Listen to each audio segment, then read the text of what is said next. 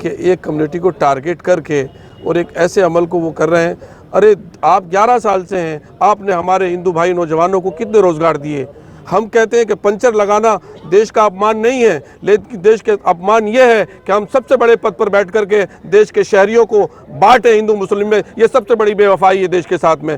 Puncture लगाना अपमान नहीं है देश का।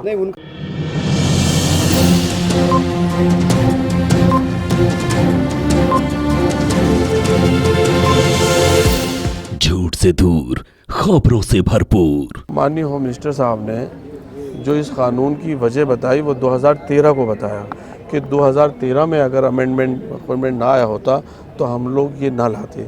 तो आपकी लड़ाई तो 2013 के अमेंडमेंट लाने वाले लोगों से थी। आप यहाँ वक्त में कहाँ चले गए? इसको सुधारते।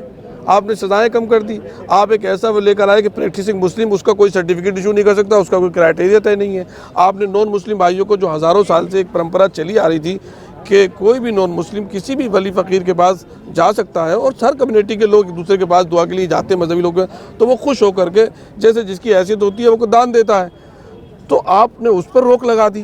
दान पर रोक तो नहीं है, जमीन वक्फ करने पे या वो दान जो होता है वही वक्फ होता है। जो बड़ा होता है वो वक्फ होता है। अगर थोड़ा बहुत जो देते हैं वो आदमी थोड़ी सी देर में जो है खा पी लेता है उसे। लेकिन कोई राजा महाराजा जो देता है किसी को दान तो अपनी हैसियत से देता है कि मैं क्या कर दूं, मैं यहाँ पर क्या बनवा दूं, मस्जिद बनवा दूं, यहाँ पर मंदिर बनवा दूं। यहाँ पर जैसे मुस्लिम बादशाहों ने भी दान दिए, मंदिर बनवाए, हिंदू बादशाहों ने, महाराजाओं ने मस्जिदें बनवाई हैं, राजस्थान में उसकी मिसालें हैं। लेकिन मौजूदा सरकार इस इंसानी रिश्ते को भी ख़त्म कर देना चाहती है। लेकिन सर गृह मंत्री कह रहे हैं कानून सदन ने बनाया है, मानना तो पड़ेगा सबको।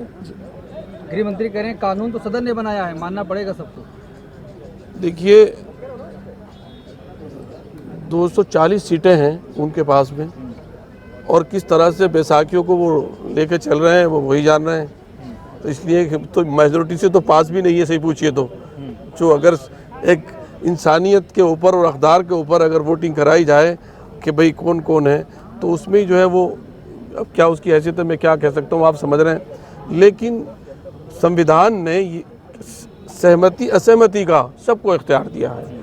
ये काला कानून जो किसानों के लिए लाया गया था, उससे किसानों की रीढ़ की हड्डी टूट रही थी।